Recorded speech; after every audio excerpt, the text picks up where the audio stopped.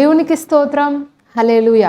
ఇది మీ అద్భుత సమయము అనే లైవ్ కార్యక్రమానికి మరొక్కసారి మిమ్మల్ని అందరినీ ఎంతో సంతోషంతో ప్రేమపూర్వకంగా ఆహ్వానిస్తున్నానండి. బాగున్నారా? దేవుని కృపలో మీరు వర్ధిల్లుతున్నారా? మీ అందరి కొరకు మేము ప్రతిరోజు ప్రార్థన చేస్తున్నాము. మీరు పెట్టే కమెంట్స్ చదువుతున్నాము. అదే రీతిగా మీరు ఇస్తున్నటువంటి ఫీడ్బ్యాక్ని బట్టి కూడా ప్రభువుని మేము ఎంతగానో స్తుతిస్తున్నాము. మీరు ఇంకనూ ఆత్మలో ఎదగాలి, ఆధ్యాత్మికంగా బలపడాలనేది మా ఆశ, మా ప్రార్థన. మరి ప్రతిరోజు ఈ యొక్క వాక్యాలు తప్పకుండా వీక్షించండి.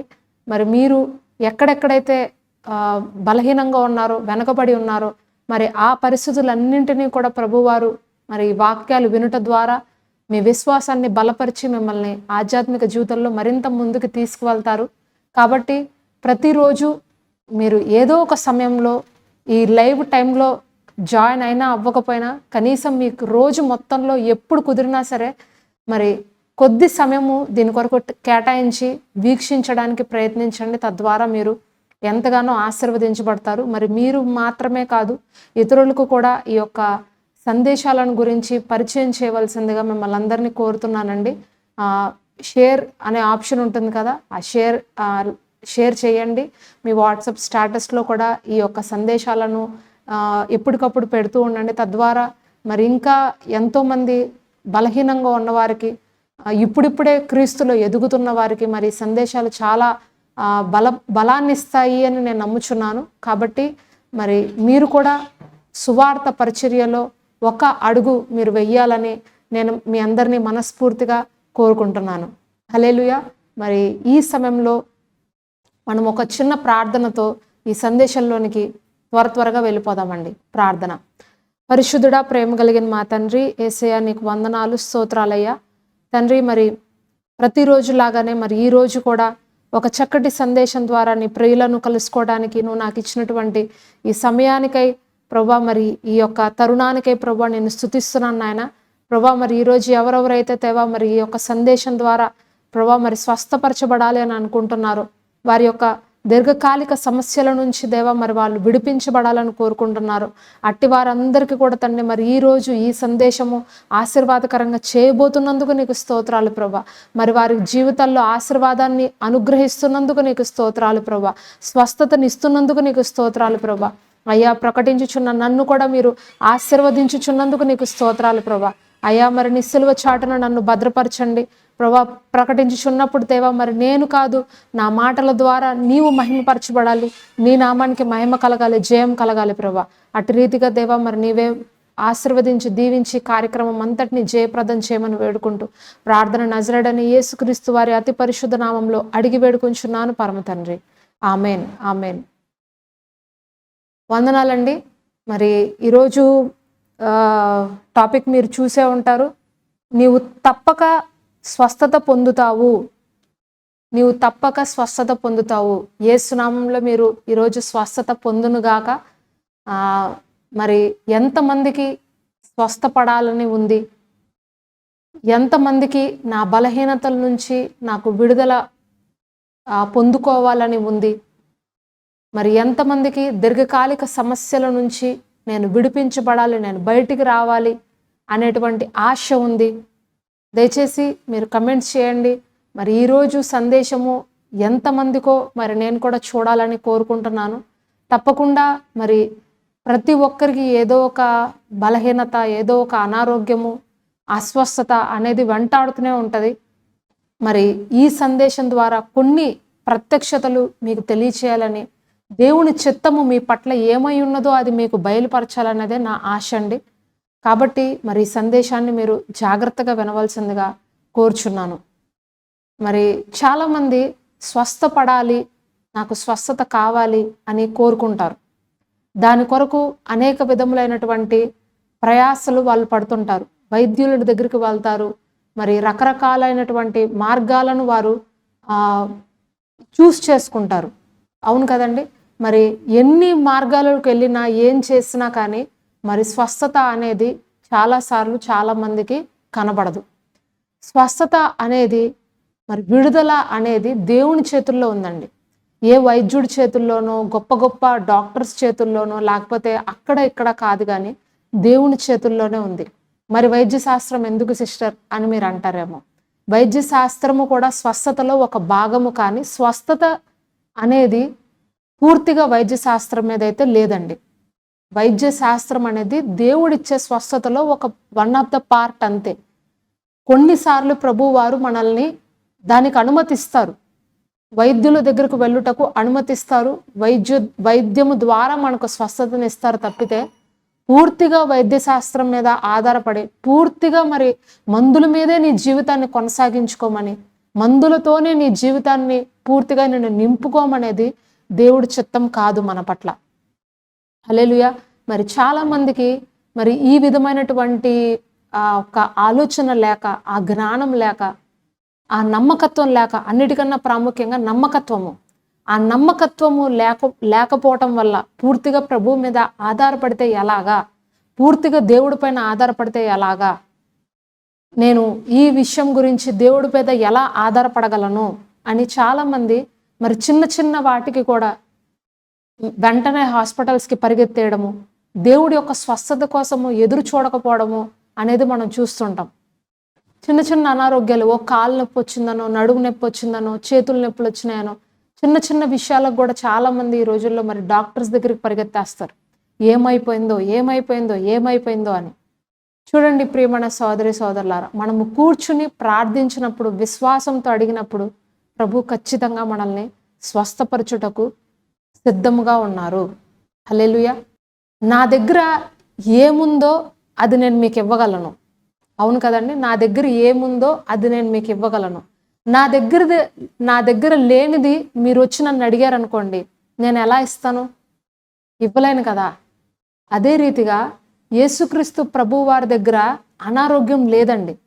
చాలామంది ఏమనుకుంటారంటే, నాకేదో బుద్ధి చెప్పడానికి, నాకేదో నేర్పించడానికి, నాకేదో పాఠం తెలియచేయటానికి ప్రభువు నాకు ఈ రోగాన్ని ఇచ్చేశాడు, ఈ యొక్క అనారోగ్యము నా శరీరంలో పెట్టాడు, కాబట్టి ఇక నేను ఇట్లా భరించాల్సిందే, నేను ఇట్లా దీన్ని కంటిన్యూ చేయాల్సిందే, ఉన్నంతకాలం దీంతో నేను ఇట్లా సర్వైవ్ అవ్వాల్సిందే అని చెప్పి వాళ్ళే కాంప్రమైజ్ అయిపోతుంటారండి.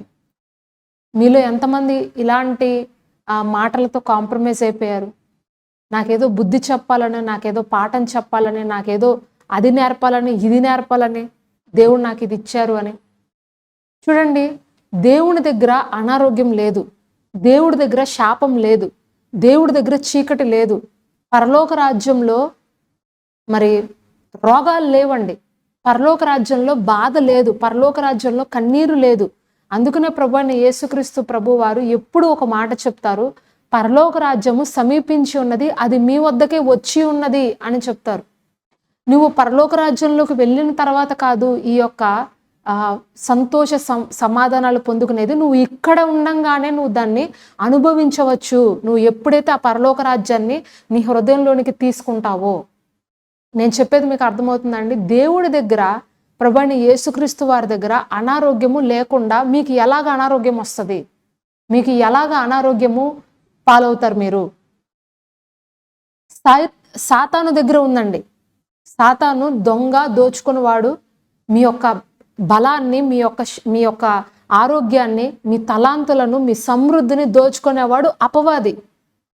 అపవాది యొక్క పేరే దొంగ, దోచుకునేవాడు. మరి దేవుడు సమృద్ధిని ఇవ్వటకు, సర్వ సమృద్ధిలోనికి వచ్చుటకు ఆయన మిమ్మల్ని ఎంచుకున్నాడంట. యోహాను సువార్త 10వ అధ్యాయం 10వ వచనంలో ఉంటది. ఆయన తన గొర్రెలకు సమృద్ధైన జీవాన్ని ఇవ్వడానికి వచ్చి ఉన్నాను అని వాక్యం రాసున్నారు. దేవుడు మనకు సమృద్ధిని ఇవ్వాలని వచ్చారు ఈ లోకంలోనికి. సర్వ సమృద్ధిలోనికి మనల్ని నడిపించాలని ఈ లోకంలోనికి వచ్చారు. రోగాలలో, బాధల్లో, కష్టాల్లో, జీవితం అంతా మరి రోగాలతో ఉండిపోవడానికి ప్రభువారు ఈ లోకంలోనికి రాలేదు. హల్లెలూయా. కాబట్టి ఈ యొక్క విషయాన్ని, ఈ ప్రత్యక్షతను మనము తెలుసుకుని నడుచుకున్నప్పుడు ఖచ్చితంగా దేవుని వద్ద నుండి వచ్చే ఆ స్వస్థతను మనము అనుభవిస్తాము యేసు నామములో. హల్లెలూయా. ఈ స్వస్థత అనేది నీ సొంతము, ఈ స్వస్థత అనేది నీ స్వాస్థ్యము, ఈ స్వస్థత అనేది నువ్వు పొందుకోగలిగినటువంటి సామర్థ్యము నీకు ఉంది. కానీ ఇది పొందుకోకుండా అపవాది నిన్ను ఆపేస్తున్నాడు. నువ్వు బలహీనుడిగా ఉండాలని, నువ్వు రోగిగ్రస్తుడిగా ఉండాలనేది అపవాది యొక్క చిరకాల వాంఛయి ఉన్నది. అందుకొరకే దేవుని వద్దకు నిన్ను వెళ్ళనివ్వడు, దేవుని పైన నమ్మకాన్ని నిన్ను పెట్టుకోనివ్వడు. ఇక్కడ మత్తయి సువార్తలో ఒక వ్యక్తి గురించి నేను మీతో మాట్లాడాలనుకుంటున్నానండి. మత్తయి సువార్త 8వ అధ్యాయము 1-3 వచనాలు ఒక్కసారి మనం చూద్దాము. ఇక్కడ ఒక వ్యక్తి ఉన్నారు, ఆయన గురించి మనం ధ్యానించుకుందాం. ఆయన ఆ కొండ మీద నుండి దిగి వచ్చినప్పుడు బహుజన సమూహాలు ఆయనను వెంబడించను. ఇదిగో కుష్ఠరోగి వచ్చి ఆయనకు మ్రొక్కి ప్రభువా నీకిష్టమైతే నన్ను శుద్ధునిగా చేయగలవు అనెను.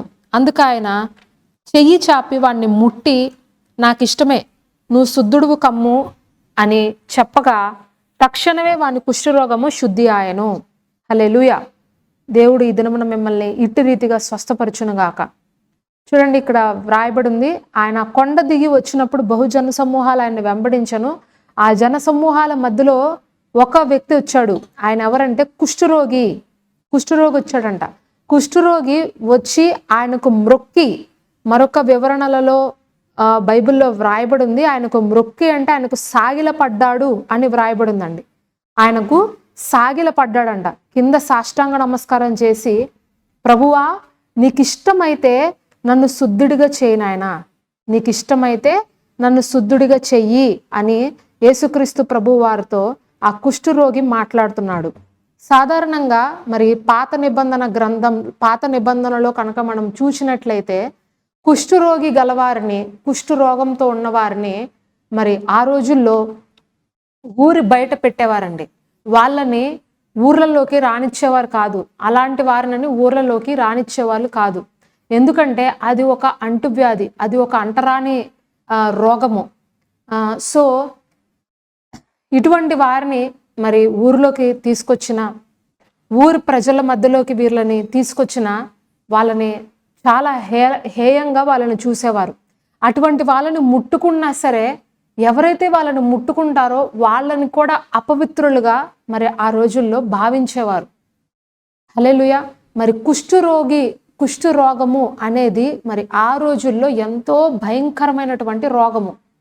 అయితే ఇక్కడ మరి ఇతను ఈ కుష్ఠరోగం కలిగినటువంటి వ్యక్తి ఏం చేశాడు చూడండి, ఆయనకు మ్రొక్కాడంట. అంటే సాగిలి పడిపోయి చెప్తున్నాడు, అయ్యా నీకు ఇష్టమైతే నన్ను నువ్వు శుద్ధుడిగా చెయ్యి. దీని గురించి బైబిల్ చరిత్ర చెప్తుంది. నీకు ఇష్టమైతే అని ఎందుకు ఆ మాట అన్నాడంటే అంటండి, ఆయనకు మరి ఎవరైతే నన్ను స్వస్థపరచగలరు అని, ఈ యొక్క రోగాన్ని నేను స్వస్థపరచగలను అని అనుకున్నారో వాళ్ళెవరూ నన్ను స్వస్థపరచలేకపోయారు. కానీ నువ్వు నన్ను స్వస్థపరచగలవు అనే నమ్మకాన్ని నేను కలిగి ఉన్నాను. నీవు దేవుడివే అని నేను నమ్ముతున్నాను. నీవు దేవుడివి కాబట్టి ఈ యొక్క రోగాన్ని నువ్వు స్వస్థపరచగలవు అనేటువంటి భరోసా నాకు ఉంది అని చెప్పి అక్కడ ఆయన దగ్గర సాష్టాంగ పడ్డాడంట. ఆయనకు మ్రొక్కాడంట, ఆయన్ని ఆరాధించాడంట. ఈయన నిజమైన దేవుడు. మరి పాత నిబంధనలో ఉంటుంది, ఏ రోగమైనా సరే స్వస్థపరచగలిగేవాడు దేవుడే అని పాత నిబంధనలో నమ్మేవారు. సో మరి ఇక్కడ ఈ కుష్ఠరోగి యేసుక్రీస్తు ప్రభు వారిని మరి సాక్షాత్తు దేవుడు అని ఆయన నమ్ముతున్నాడు. హల్లెలూయా. మరి ఈ నమ్మకమును బట్టే, ఈ విశ్వాసమును బట్టే ప్రభువైన యేసుక్రీస్తు వారు ఆ వ్యక్తిని స్వస్థపరచుటకు ఇష్టాన్ని చూపించారు. హల్లెలూయా. ఈరోజు నమ్మకత్వము, విశ్వాసము అనేది మన జీవితాల్లో, మన ఆధ్యాత్మిక జీవితాల్లో ప్రధానమైనటువంటి పాత్రను పోషిస్తుందండి. ఒక చిన్న ప్రత్యక్షత, ఒక చిన్న మరి కనువిప్పు మన జీవితాల్లో గొప్ప గొప్ప కార్యాలను దేవుని వద్ద నుండి మోసుకుని వస్తుంది. పరలోక రాజ్యం నుండి మనకు గొప్ప కార్యాలను తీసుకొస్తుంది. కొంతమంది చెప్పుకుంటారు, నేను ఇంకా ఇలాగే ఉండిపోతానేమో, నా జీవితంలో ఇంకా ఈ రోగం పోదేమో, నా బ్రతుకు ఇంతేనేమో, నేను ఇంకా ఇలాగ ఉండి ఏదో ఒక రోజు నేను మరణిస్తాను, ఇంకా ఇంతే నా జీవితము, ఇలాగే నేను ఉండిపోవాల్సిందే అని అనుకుంటారు. చూడండి, నమ్ముట నీ వల్ల అయితే నమ్మువానికి సమస్తం సాధ్యమే. హల్లెలూయా. నమ్ముట నీ వలనైతే, నువ్వు నమ్మితే ఈరోజు ప్రభువుని, నువ్వు విశ్వసిస్తే ఈరోజు ప్రభువుని, ఇప్పుడే ప్రభువారు నిన్ను స్వస్థపరుస్తారు. ఈ క్షణమే ప్రభువారు నిన్ను స్వస్థపరచగలరు. అది ఎయిడ్స్ అవ్వచ్చు, క్యాన్సర్ అవ్వచ్చు, మరి ఆర్థరైటిస్ అవ్వచ్చు, బ్యాక్ పెయిన్ అవ్వచ్చు, మరి ఏ విధమైనటువంటి భయంకరమైనటువంటి రోగమైనా కావచ్చు. దేవుని యొక్క నామములో ప్రతి రోగము వంగి తీరాల్సిందే. అందుకనే వాక్యం సెలవిస్తుంది కదా, నిన్ను స్వస్థపరచు యెహోవాను నేనే, నిన్ను స్వస్థపరిచే వాడను నేనే అని ప్రభువారు ఈరోజు మనకు తెలియజేస్తున్నారు. ఇక్కడ ఈ కుష్ఠరోగి వ్యక్తి నమ్మాడు దేవుణ్ణి. ప్రభువా, నీకు ఇష్టమైతే నన్ను శుద్ధుడిగా చేయను, ఆయన నీకు ఇష్టమైతే నువ్వు నన్ను ఈ యొక్క రోగం నుండి బయటికి తీసుకురా, ఈ బాధ నుండి నన్ను బయటికి తీసుకురా, ఈ యొక్క భయంకరమైనటువంటి ఈ పాపపు ఊబి నుంచి నువ్వు నన్ను బయటికి తీసుకురా అని అన్నప్పుడు ప్రభు ఏమంటున్నారండి? నాకు ఇష్టమే, అందుకు ఆయన చెయ్యి చాపి వానిని ముట్టి. ఈ మాటను మీరు అండర్లైన్ చేసుకోవాలి. చెయ్యి చాపి వానిని ముట్టి. సాధారణంగా మరి కుష్ఠరోగుల్ని ముట్టిన వాళ్ళు అపవిత్రమైపోతారండి, వాళ్ళని ముట్టుకోకూడదు. కానీ ఇక్కడ ప్రభు అయిన యేసుక్రీస్తు వారు ఆ రూల్ని బ్రేక్ చేశారు. ఆ ఒక్క ఏదైతే వాళ్ళు పెట్టారో, ఆ ఒక్క నిబంధన వాళ్ళు పెట్టారో దానిని ఆయన కట్ చేశాడు, దాన్ని ఆయన తొలగించాడు యేసు నామములో. హల్లెలూయా. ఈ యొక్క ఏదైతే నీ పైన ఈ కర్స్ ఉందో, ఈ శాపం ఉందో, ఈ యొక్క పీడ ఉందో, దీనిని నేను తొలగించేశాను. నాలో ఏ ఒక్క అంటు లేదు, నాలో ఏ ఒక్క శాపము లేదు, నాలో ఏ ఒక్క కీడు లేదు. నేను ముట్టుట వలన నువ్వు స్వస్థపరచబడగలుగుతావు.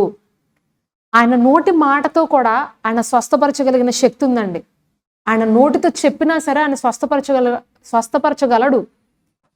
మీరు ఇదే అధ్యాయంలో ఇంకొంచెం కిందకొస్తే శతాధిపతి యొక్క సాక్ష్యం ఉంటుంది.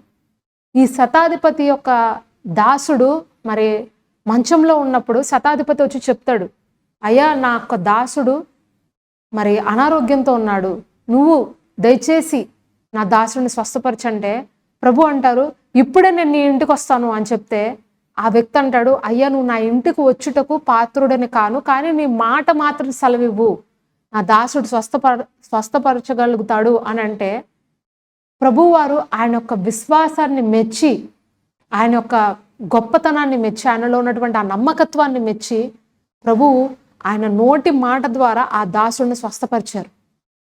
హల్లెలూయా. మరి ఆయన నోటి మాటతోనే కుష్ఠరోగిని కూడా స్వస్థపరచొచ్చు ఆయన అనుకుంటే. ఆయన ఒక్క చూపు చూసినా చాలు అతను స్వస్థపరచగలడు, ఆ టైంలో అతను బాగైపోగలడు. కానీ ప్రభు ఏం చేశారంటే ప్రతిగా ఆయన్ని ముట్టారంట. చెయ్యి చాపి వానిని ముట్టి అని వాక్యం రాయబడింది. ఎందుకు ముట్టాడు, ఎందుకు ఆయన తాకాడు అంటే, నాకు ఏ అపవిత్రత లేదు, నాకు ఏ ఒక్క దోషము లేదు, నాకు ఏ పక్షపాతము లేదు. ముఖ్యంగా అన్నిటికన్నా ప్రాముఖ్యమైనటువంటి విషయం ఇక్కడ చూడండి. అపోస్తుల కార్యాలు 10వ అధ్యాయము 34-35 వచనాలు ఒక్కసారి మనం చూద్దాము. అపోస్తుల కార్యాలు 10వ అధ్యాయము 34-35 వచనాలు. దేవుడు పక్షపాతి కాడు అని నిజముగా గ్రహించి ఉన్నాను. హల్లెలూయా. దేవుడు పక్షపాతి కాదు అని నిజముగా గ్రహించి ఉన్నాను. ప్రతి జనములోనూ ఆయనకు భయపడి నీతిగా నడుచుకున్న వాణిని ఆయన అంగీకరించును. చూడండి, ఇక్కడ రాయబడింది, ప్రతి జనములోనూ ఆయనకు భయపడి నీతిగా నడుచుకున్న వారిని ఆయన అంగీకరిస్తాడంట. చూడండి, దేవుడు పక్షపాతి కాడు అని వాక్యం సెలవిస్తుందండి. ఆయనకు పక్షపాతం లేదు. ఇలాంటి వారినే నేను స్వస్థపరచాలి, ఇలాంటి వారినే నేను బాగు చేయాలి, ఈ వ్యక్తినే నేను ముట్టాలి, ఈ వ్యక్తిని నేను ముట్టకూడదు, మరి అన్యజనులనే నేను ముట్టకూడదు, పాపం చేసిన వాళ్ళని నేను ముట్టకూడదు, పాపిష్టి జనాంగాన్ని నేను ముట్టకూడదు అని ప్రభువు వారి దగ్గర పక్షపాతం లేదంటండి. మరి మీరు గమనిస్తే కనుక చాలా మంది దగ్గరికి యేసుక్రీస్తు ప్రభువు వారు మరి కొన్ని వేల మంది జన సమూహాలు ఆయన దగ్గరికి పరిగెత్తుకొని వచ్చినప్పుడు అనేక మంది దెయ్యాల చేత, రోగముల చేత, నానా విధములైనటువంటి బాధల చేత పీడించబడుతున్నప్పుడు వాళ్ళని ప్రతి ఒక్కరిని కూడా ఆయన స్వస్థపరిచాడనే వ్రాయబడి ఉందండి. మరి ఆయన శిష్యులు చెప్తున్నారు, మేము కనుక ఈయన చేసినటువంటి కార్యాలు రాస్తే ఈ భూలోకం కూడా సరిపోదు. హల్లెలూయా. అన్ని గొప్ప కార్యాలు చేశాడు ప్రభు అయిన యేసుక్రీస్తు వారు. అన్ని గొప్ప పనులు చేశాడు మన ప్రభు అయిన యేసుక్రీస్తు వారు. ఆయనకు అసాధ్యమైంది ఏదీ లేదు. ఆయనకు సమస్తము సాధ్యమే. అవి చెప్పుకుంటూ పోతే ఈ భూలోకం కూడా చాలదంట ఈ రోజుల్లో. అన్ని కార్యాలు ఎవరిని వచ్చినా సరే ఆయన దగ్గరికి ఒట్టి చేతులతో ఎవరిని పంపలేదండి ఆయన. ఆయన అనొచ్చు కదా, నువ్వేం తప్పు చేసావు, నువ్వేదో పాపం చేసి ఉంటావు అందుకే నీకు ఈ రోగం వచ్చింది, నువ్వేదో తప్పు చేసావు అందుకే నీకు ఈ రోగం వచ్చింది, నీ తప్పును బట్టే నువ్వు ఈ బాధపడుతున్నావు, పడు, అలాగే బాధపడు, ఇంకొంతకాలం అయ్యాక నేను నిన్ను స్వస్థపరుస్తా, నువ్వు శిక్ష అనుభవించిన తర్వాత నేను నీకు స్వస్థత ఇస్తా అని ఎక్కడైనా చెప్పారండి ప్రభువైన యేసుక్రీస్తు వారు? ఎక్కడైనా? మరి ఆ మాట వ్రాయబడి ఉందా? సమరయ స్త్రీ దగ్గరికి వెళ్ళినప్పుడు కూడా నీకు 5 భర్తలు ఉన్నారు, ఇప్పుడు ఉన్నవాడు నీ వాడు కాదు అని చెప్పినప్పుడు ఆయన ఆమెలో ఉన్నటువంటి ఆ తప్పుల్ని ఖండించట్లేదు. ఆమె ఏదో పాపం చేసిందని ఆ పాపాన్ని బట్టి ఆమెను హేళనగా మాట్లాడట్లేదు. కానీ ఆయన లోపములను ఎత్తి చూపడానికి రాలేదు, కానీ లోపములను సరిచేయడానికి వచ్చారండి ప్రభువైన యేసుక్రీస్తు వారు. ఆయన ప్రేమమయుడు, ఆయన ప్రేమ స్వరూపి.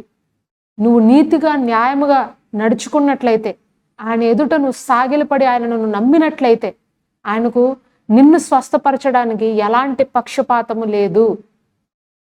ఈరోజు నువ్వు అనేకమైనటువంటి బంధకాలతో నువ్వు చిక్కుకుపోయి ఉన్నావేమో, నువ్వు బయటకు విడిపించుకోలేనటువంటి అనేకమైన బంధకాలు నిన్ను చుట్టుముట్టి ఉన్నాయేమో.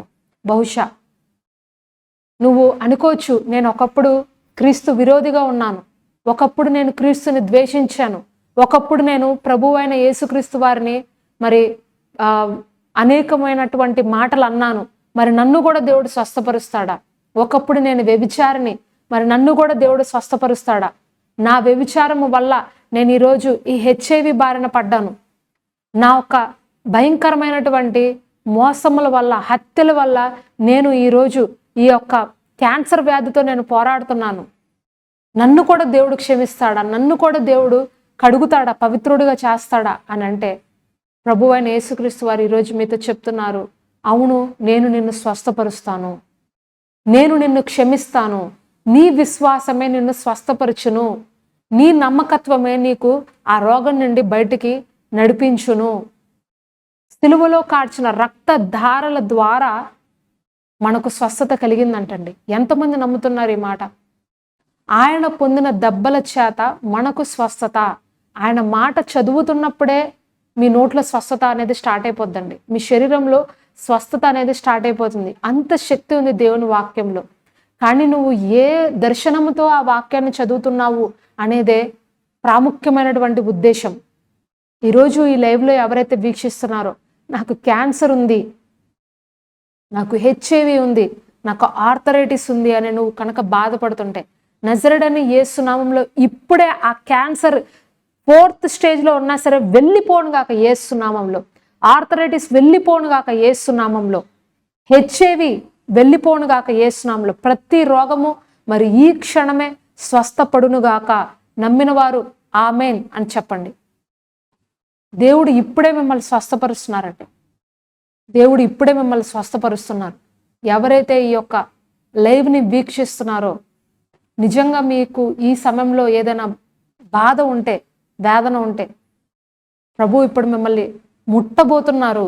ఆయనకు పక్షపాతం లేదు, ఆయనకు పక్షపాతం లేదు. నువ్వు ఎవరైనా కావచ్చు, నువ్వు ఎంత ఘోర పాపివైనా కావచ్చు, నువ్వు అన్యుడివైనా కావచ్చు, నువ్వు ఒక క్రైస్తవుడు కాకపోయి ఉండవచ్చు, అయినప్పటికీ ప్రభు దగ్గరకు కనుక నువ్వు వచ్చి ఆయనను నమ్మితే, ఈయన దేవుడు, ఈయన నన్ను స్వస్థపరచగలడు అని నీ నోటితో నువ్వు ఒప్పుకుంటే జయం నీదే.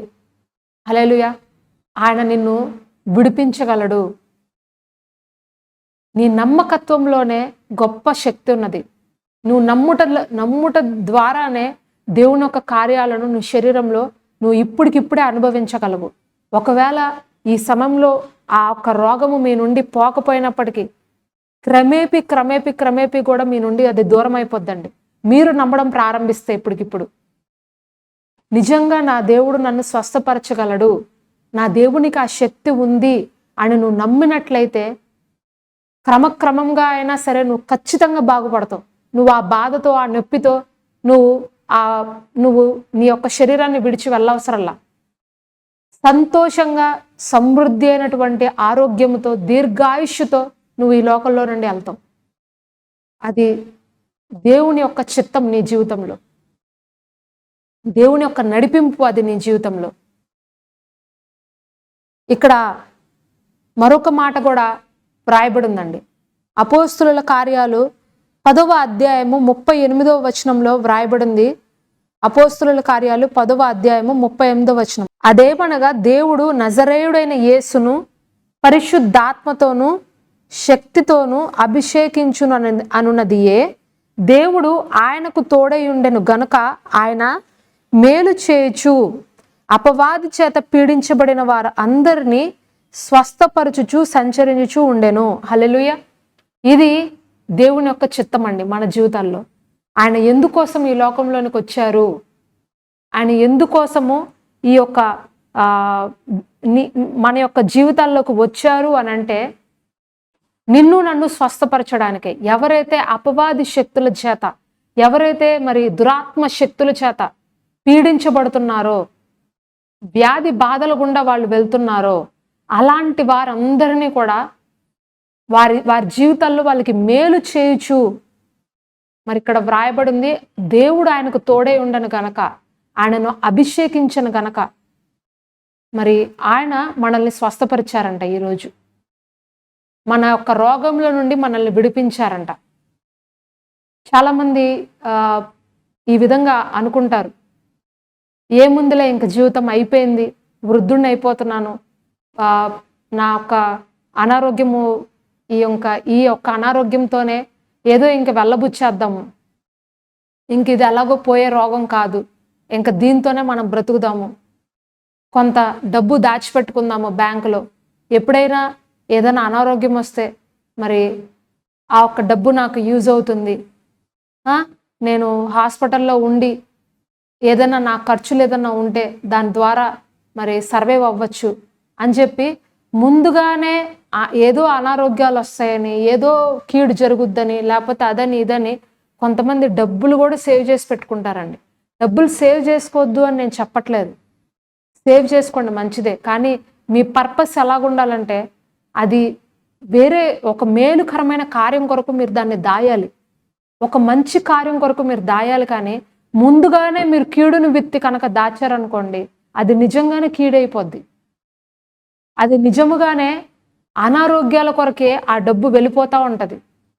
ఎప్పుడు కూడా మనము మన యొక్క చివరి రోజులు మరి హాస్పిటల్లో పడుకొని బాధలు పడి, కష్టాలు పడి, తర్వాత మనకున్నటువంటి డబ్బంతా రోగాలకి వెళ్ళిపోయి, ఆ డబ్బులు ఉన్నదంతా కూడా మరి అక్కడ ఈ హాస్పిటల్లో కొంచెం, ఆ హాస్పిటల్లో కొంచెం, మందులకు కొంచెం, ఇలాగ అయిపోవడానికి దేవుడు మనకి డబ్బు ఇవ్వట్లేదండి. దేవుని నామంలో గొప్ప కార్యాలు చేయడానికి, అవసరాల్లో ఉన్న వారికి సహాయం చేయడానికి, దేవుని రాజ్య నిర్మాణమున కొరకు, మన పిల్ల తరాలకు మనం ఆస్తిని అందించడానికి మనకి ప్రభువారు ఆ ఒక్క ధనాన్ని ఇచ్చారు. అంతేగాని మీ రోగాలకి పెట్టుకోండి, మీ యొక్క ఇబ్బందులకు పెట్టుకోండి అని కాదు. చాలామంది మరి ఈ రోజుల్లో నాకు ఎప్పుడో ఏదో అయిపోద్ది కాబట్టి నేను ఇప్పుడు డబ్బు దాచుకుంటున్నాను, నాకు ఎప్పుడో ఏదో నేను హాస్పిటల్లో పడుకోవాలి కాబట్టి ఇప్పుడు ఇన్ని లక్షలు నేను దాచుకుంటున్నాను అని చెప్పుకుని దాచుకుంటారు. నిజంగానే మరి ఆ డబ్బులు ఎవ్వరికి వెళ్ళకుండా వాళ్ళ రోగాలకే అయిపోతాయి, అవన్నీ వాళ్ళ యొక్క హాస్పిటల్ ఛార్జెస్కే అయిపోతాయి. అలా అవ్వడము మీకు ఇష్టమా చెప్పండి? అలా వెళ్ళిపోవడము అనేది దేవుడి చిత్తమా చెప్పండి? ఇక్కడ ఒక గొప్ప మర్మము పౌలు భక్తుడు రాస్తున్నాడు. దేవుడు ఆయనకు తోడై ఉన్నాడు కాబట్టి, పరిశుద్ధాత్మతోనూ శక్తితోనూ అభిషేకించాడు కాబట్టి ఆయన అపవాది చేత పీడించబడిన వారందరినీ స్వస్థపరచుచు సంచరించాడంట. ఇది ఒక ప్రత్యక్షత అండి. నేను స్వస్థపడము దేవుడికి ఇష్టము అనేది మీరు ఇక్కడ గ్రహించాలి. ఎవరైతే సాతాను బంధకాల చేత, సాతాను యొక్క ఉచ్చుల చేత చిక్కబడి ఉన్నారో, బంధించబడి ఉన్నారో, అట్లాంటి వాళ్ళందరినీ కూడా విడిపించడానికే దేవుడు మరి సంచరించాడు అని వాక్యం రాయబడింది. మరి ఈరోజు భౌతికంగా ప్రభు అయిన యేసుక్రీస్తు వారు ఇక్కడ లేకపోయినప్పటికీ పరిశుద్ధాత్మ దేవుడిని ప్రభు అయిన యేసుక్రీస్తు వారు మనకు అనుగ్రహించున్నారు. ఆయన మనలో ఉన్నాడు, ఆయన మనతో ఉన్నాడు. ఈ సత్యము నువ్వు కనుక నమ్మినట్లయితే, ఈ యొక్క మాటను నువ్వు విశ్వసించినట్లయితే, పరిశుద్ధాత్మ దేవుని యొక్క సహాయముతో, ఆయన శక్తితో, ఆయన బలముతో నీవు నీ అనారోగ్యాన్ని జయించగలుగుతావు. హల్లెలూయా. నువ్వు తప్పకుండా జయిస్తావు ఆ రోగాన్ని. నువ్వు తప్పకుండా మరి ఆ యొక్క వ్యాధి నుండి బయటకు రాగలుగుతావు. విశ్వసించినట్లయితే, నువ్వు నమ్మినట్లయితే నీ విశ్వాసము నీకు సమాధానాన్ని ఇచ్చునుగాక యేసు నామంలో. హల్లెలూయా. అది మీరు అనుకోవచ్చు, క్యాన్సర్ ఫైనల్ స్టేజ్లోకి వచ్చేసిందండి, ఇంకా డాక్టర్స్ కూడా ఏం చేయలేమంటున్నారండి అని మీరు అంటారేమో. ఒకవేళ నువ్వు ఈ ఫైనల్ స్టేజ్లో ఉన్నప్పుడు కనుక నువ్వు నమ్మితే, ప్రభువుని నువ్వు విశ్వసిస్తే, ఖచ్చితంగా ప్రభు మరలా నీకు నూతన జీవితాన్ని ఇస్తారు.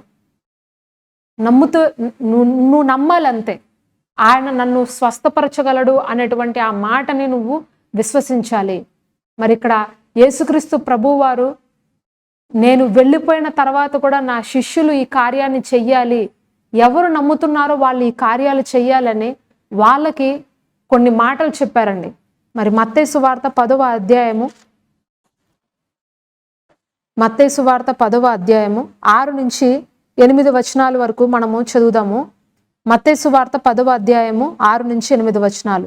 ఇశ్రాయేలు వంశములోని నశించిన గొర్రెల యొద్దకే వెళ్ళుడి, వెళ్ళుచు పరలోక రాజ్యము సమీపించి ఉన్నది అని ప్రకటించండి. పరలోక రాజ్యము సమీపించున్నదని ప్రకటించండి. రోగులను స్వస్థపరచండి, చనిపోయిన వారిని లేపుడి, కుష్టు రోగులను శుద్ధులుగా చేయుడి, దెయ్యములను వెళ్ళగొట్టడి, ఉచితముగా పొందితిరి ఉచితముగా ఇయుడి. హల్లెలూయా. చూడండి, ఇక్కడ ప్రభువారు తన శిష్యులతో చెప్తున్నారు, అలాగే మనతో కూడా చెప్తున్నారు, మీరు రోగులను స్వస్థపరచాలి, చనిపోయిన వారిని తిరిగి లేపాలి, దెయ్యములు పట్టిన వారిని మీరు విడిపించాలి. ఇది నా చిత్తము. హల్లెలూయా. ఇది ఎవరి చిత్తం అండి? ఇది దేవుని చిత్తము, ఇది తండ్రి చిత్తము.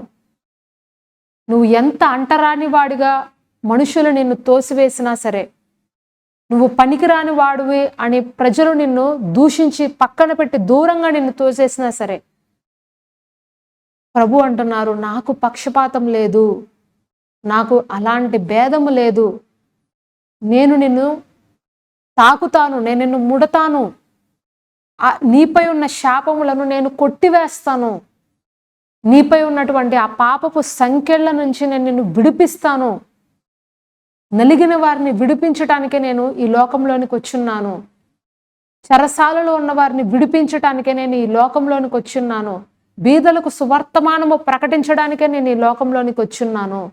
హల్లెలూయా. మీ మనస్సు, మీ ఆలోచనలు దయచేసి మార్చుకోనండి. ఇక్కడ ప్రభు చెప్తున్న రోగుల్ని స్వస్థపరచండి, రోగుల్ని స్వస్థపరచండి.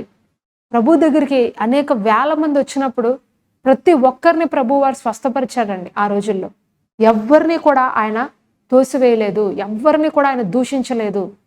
ఈరోజు నీ పాపం బట్టి బహుశా నిన్ను ప్రజలు ఈ విధంగా కట్స్ చేస్తున్నారేమో, నీ తప్పును బట్టి నీకు ఈ రోగం వచ్చింది, నీవు చేసిన అన్యాయాన్ని బట్టి నీకు ఈ రోగం వచ్చింది, నువ్వు చేసిన దాన్ని బట్టి నీకు ఇది వచ్చింది, అదొచ్చింది అని చెప్పి మిమ్మల్ని దూరం చేస్తున్నారేమో. కానీ ప్రభు అంటున్నారు, నువ్వు నా దగ్గరికి రా, నేను నిన్ను స్వస్థపరుస్తాను, నేను నీకు ఆరోగ్యాన్ని ఇస్తాను, తిరిగి మరలా నూతన జీవితాన్ని నేను నీకు ఇస్తాను, నేను నీకు కొత్త అవకాశాలను ఇస్తాను. ఎంతకాలము నీలో నువ్వే బాధపడతావు, ఎంతకాలం నీలో నువ్వే నలిగిపోతావు, ఇక ఇంతే ఇదే, నేను ఎప్పుడో ఏనాటి కాలమో చేసిన తప్పుకి ఇంతవరకు నేను ఇలాగే ఉంటాను, ఇదే నా జీవితం అని నువ్వు ఎంతకాలం అనుకుంటావు అని ప్రభువారు మిమ్మల్ని అడుగుతున్నారండి. అపవాది మీ నుండి దోచుకెళ్ళినటువంటి ఆ ఆరోగ్యాన్ని ప్రభువు తిరిగి మరలా మీకు రెండంతలుగా ఇవ్వాలని ఆశపడుతున్నారు. ఆయన మిమ్మల్ని స్వస్థపరచాలని కోరుకుంటున్నారు. మరి ఈరోజు ఎంతమందికి స్వస్థపడాలి అనే ఆశ కలిగి ఉన్నారు? ఎంతమంది మరి ఈరోజు నా యొక్క బలహీనతల నుంచి నేను విడుదల పొందుకోవాలి, నా దెయ్యపు శక్తుల నుంచి నాకు విడుదల కావాలి. నా యొక్క ఈ యొక్క కుటుంబానికి కలిగి ఉన్నటువంటి ఈ ఈ పీడ నుంచి, ఈ తరతరాల శాపం నుంచి నాకు విడుదల కావాలి. నా యొక్క బంధకాల నుంచి నాకు విడుదల కావాలి. నా పితరులు చేసినటువంటి శాపము నా నెత్తిపైన ఉంది. నా పిల్లలు అనుభవిస్తున్నారు. ఇది నేను పోగొట్టుకోవాలి అని ఎవరు కోరుకుంటున్నారు? మీరు కోరుకున్నట్లయితే మరి ఈరోజు ప్రభు సిద్ధంగా ఉన్నారు మన మధ్యలో. పరిశుద్ధాత్మ దేవుడు మన మధ్యలో సిద్ధంగా ఉన్నారు. ఆయన మన మధ్యలోనే సంచరిస్తున్నారు. ఇప్పుడు పరిశుద్ధాత్మ దేవుడు గురించి మాట్లాడడం కాదు, ఆయన శక్తిని మనం కనపరచాలని ఆయన కోరుకుంటున్నారు. ఆయన మన మధ్యలో ప్రత్యక్షం కావాలని కోరుకుంటున్నారు. మాటలతో చెప్పడం కాదు పరిశుద్ధాత్మ దేవుని గురించి, మన క్రియల ద్వారా ఈ లోకానికి మనము చూపించాలి అనేది దేవుని చిత్తమై ఉన్నది. ఈరోజు మీకు ఏ ఒక్క అనారోగ్యంతో మీరు బాధపడుతున్నా సరే, మీరు ఎక్కడ అనారోగ్యం ఉందో ఆ స్థలంలో మీ చేయి వేసుకుని మరి ఈ సమయంలో నేను ప్రార్థిస్తుండగా నాతో కలిసి ప్రార్థనలో ఏకీభవించండి. ప్రభువారు మిమ్మల్ని ముడతారు అనేటువంటి నమ్మకంతో మీరు మరి ప్రార్థనలో ఏకీభవించండి. తప్పకుండా మరి ఆ రోజు కుష్ఠువానికి వచ్చినటువంటి ఆ స్వస్థత, ఆ విడుదల మరి ఈరోజు మన మధ్యలో కూడా మరి జరగబోతున్నాయి. కాబట్టి విశ్వసించిన వారు నాతో కలిసి ఈ సమయంలో ఈ ప్రార్థనలో ఏకీభవించండి. హల్లెలూయా. స్తోత్రం స్తోత్రం స్తోత్రం. పరిశుద్ధుడా, ప్రేమమయుడా, కృపగలిగిన మా తండ్రి, జీవం కలిగిన మా ప్రభువా, నీకే వందనాలయ్యా. స్తోత్రాలు నా రాజా. మహోన్నతుడా, మహాగణుడా, నిత్యుడవగు దేవా, సమాధానకర్తవైన మా తండ్రి, నా నీతి సూర్యుడవైన నా ప్రభువా, నీకే వందనాలు. యెహోవా రాఫా, యావే, నీకే వందనాలు ప్రభువా, నీకే వందనాలు. యెహోవా ఈరే, యెహోవా రాఫా, నన్ను స్వస్థపరచువాడా, నీకే వందనాలు. అయ్యా యేసయ్యా, ఈ సమయంలో మీరు మా మధ్యలోనికి రండి. అయ్యా, మేము మిమ్మల్ని ఆహ్వానించుచున్నాము ప్రభువా. ఈ సమయంలో ఎవరైతే అనారోగ్యాలతో ఉన్నారో నా తండ్రి ప్రభువా, వారికి స్వస్థతను ప్రకటించుచున్నాం ప్రభువా, స్వస్థతను ప్రకటించుచున్నాం. నజరేయుడైన యేసు నామంలో ఏ అనారోగ్యమైనా సరే యేసు నామంలో వెళ్ళిపోను గాక. ఆర్థరైటిస్ని గద్దిస్తున్నాం తండ్రి. ఆర్థరైటిస్ వెళ్ళిపోమ్మని ఆజ్ఞాపిస్తున్నాం. చర్మ సంబంధిత వ్యాధులను, స్కిన్ అలర్జీస్ని యేసు నామంలో వెళ్ళగొట్టుచున్నాం తండ్రి. మరి ఇప్పుడే వెళ్ళగొట్టుచున్నాం. స్వస్థత కలుగును గాక. Heal heal heal in the mighty name of Jesus. స్వస్థత తక్షణమే కలుగును గాక. హల్లెలూయా, హల్లెలూయా, హల్లెలూయా. తండ్రి దేవానికే వందనాలయ్యా. వందనాలు ప్రభా, వందనాలు తండ్రి, వందనాలు. హల్లెలూయా. తండ్రి మరి బలహీనపరచు ఆత్మలతో కొంతమంది ఉన్నారు ప్రభా. తండ్రి మరి ఆ బలహీనతతో మరి ఎప్పుడు బలహీనంగా ఉంటూ మంచం పట్టి ఉన్న సహోదరులను నువ్వు చూపిస్తున్నావు తండ్రి ప్రభా. అట్టి వారిని యేసు నామంలో వెళ్ళగొట్టుచున్నాం. ఆ బలహీనత, ఆ ఆత్మలను వెళ్ళగొట్టుచున్నాం తండ్రి. ఇప్పుడే స్వస్థత కలుగునుగాక యేసు నామంలో. రెక్కే తెరియాల్ బరహస్తరు తండ్రి. స్వస్థతను దయచేయండి ప్రభా, స్వస్థత దయచేయండి ప్రభా. స్వస్థతని ఇస్తున్నందుకు నీకు స్తోత్రాలు ప్రభా. తండ్రి మరి బ్యాక్ పెయిన్ నుంచి విడుదల ప్రకటిస్తున్నాం తండ్రి. జాయింట్ పెయిన్స్ నుంచి విడుదల ప్రకటిస్తున్నాం. నమ్ముచున్నవారు మీరు ఆ దేవుని స్వస్థతను అనుభవిస్తారు. నమ్మండి, నమ్మండి, నమ్మండి. దేవుడు ఈ సమయంలో స్వస్థపరుస్తున్నారు మిమ్మల్ని. మీకు ఏ ప్రాంతంలో అనారోగ్యం ఉందో ఆ ప్రాంతంలో మీరు చెయ్యి వేసి దయచేసి మీరు ప్రార్థించండి. ఈ సమయంలో ప్రార్థించండి, ప్రార్థించండి, ప్రార్థించండి. దేవునికి స్తుతులు చెప్పండి, దేవునికి స్తుతులు చెప్పండి. Thank you Jesus, thank you Jesus. నన్ను స్వస్థపరుస్తున్నందుకు నీకు వందనాలయ్యా, నన్ను స్వస్థపరుస్తున్నందుకు నీకు వందనాలు ప్రభు అని మీరు అడగండి, మీరు చెప్పండి. దేవునితో ఈ సమయంలో మీరు చెప్పినట్లయితే ప్రభువారు మిమ్మల్ని ఈ క్షణమే ముట్టుచున్నారు యేసు నామంలో. హల్లెలూయా, హల్లెలూయా. ప్రభువా మరి నీ బిడ్డల్ని ముడుతున్నందుకు వందనాలు ప్రభా, వందనాలు తండ్రి, వందనాలు ప్రభా. హై బ్లడ్ ప్రెషర్స్ నుంచి, హై బ్లడ్ షుగర్స్ నుంచి యేసు నామంలో విడిపిస్తున్నాం తండ్రి. ఇప్పుడే విడిపిస్తున్నాం ప్రభా, విడిపిస్తున్నాం తండ్రి.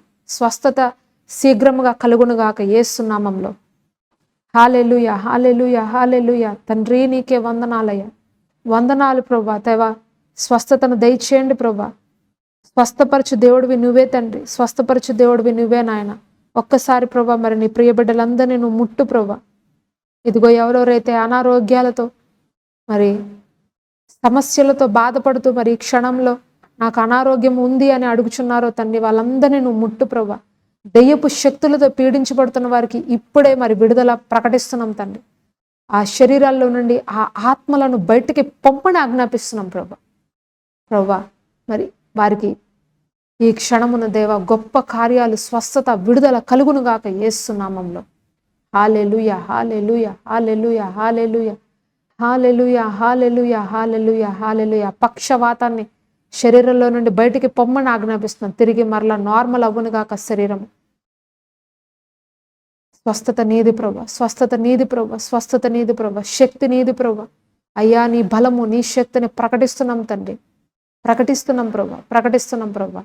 యేసు నామములో ప్రతి ఒక్కరికి స్వస్థత కలుగును గాక ప్రభా. చేయబడిన ప్రతి ప్రార్థన నీ సన్నిధానంలో దయతో జ్ఞాపకం చేసుకో. వీరిని ప్రత్యేకంగా ఆశీర్వదించి దీవించమని, నీ కృపలో మరి కుటుంబాలను వర్ధిల్లింప చేయమని వేడుకుంటూ, మరి ఈ యొక్క మినిస్ట్రీని కూడా మీరే జ్ఞాపకం చేసుకోండి ప్రభా. మరి యొక్క మినిస్ట్రీ ద్వారా నీ గొప్ప కార్యాలు వెలుగులోకి వచ్చును గాక దేవా. చేయబడిన ప్రార్థనలకు సాక్ష్యాలు బయటకు వచ్చును గాక అయ్యా. ప్రార్థనలు వృధా చేయకుండా తండ్రి, మరి ప్రార్థనలన్నీ కూడా అవును అని నువ్వు జరిగించి అయా, నీ దాసరాల ద్వారా చేయబడిన ప్రార్థనలను నాయన నువ్వే ధృవీకరించి అంగీకరించి వీరి జీవితాల్లో ఆశీర్వాదాన్ని దయచేయమని వేడుకుంటూ, అయ్యా చేసిన నన్ను కూడా దీవించి ఆశీర్వదించమని క్రీస్తు నామములో అడుగుచున్నాను పరమ తండ్రి, ఆమేన్. దేవునికి స్తోత్రం అండి. మరి విన్న వర్తమానం మీకు ఆశీర్వాదకరంగా ఉంటే దయచేసి అది మాకు తెలియచేయండి. ఇతరులకు కూడా షేర్ చేయడం మర్చిపోవద్దు. అదే రీతిగా మరి ఈ పరిచర్య కోసము, మా కుటుంబం కోసం కూడా మరి మీ అనుదిన ప్రార్థనలో తప్పకుండా జ్ఞాపకం చేసుకోండి. ప్రాముఖ్యంగా మరి ఇక్కడ కొన్ని నిర్మాణ పనులు జరగవలసి ఉంది. ఇంకా కాంపౌండ్ వాల్ మేము నిర్మించాలనుకుంటున్నాము. ప్రభు చిత్తమైతే మీరు ఈ యొక్క వాక్యాల ద్వారా బలపడుతుంటే, ఆశీర్వదించబడుతుంటే తప్పకుండా ఈ పరిచర్యలో మరి మీ వంతు సహకారాన్ని అందించవలసిందిగా మిమ్మల్ని అందరినీ ప్రేమపూర్వకంగా కోరుచున్నాను.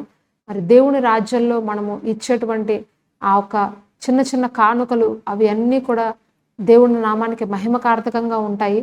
కాబట్టి మరి ఈ మంచి కార్యంలో మీరు కూడా పాలుభాగస్తులు కావాల్సిందిగా మిమ్మల్ని అందరినీ మరొకసారి ప్రేమపూర్వకంగా కోరుచున్నాను. ప్రభు చిత్తమైతే మరలా రేపు జరిగే లైవ్లో మిమ్మల్ని అందరినీ కలుసుకుంటాను. దేవుడి ప్రేమ, ఆయన కాపుదల మీకు, మీ కుటుంబాలకు సదాకాలం తోడే ఉండి ఆశీర్వదించి దీవించును గాక. ఆమేన్.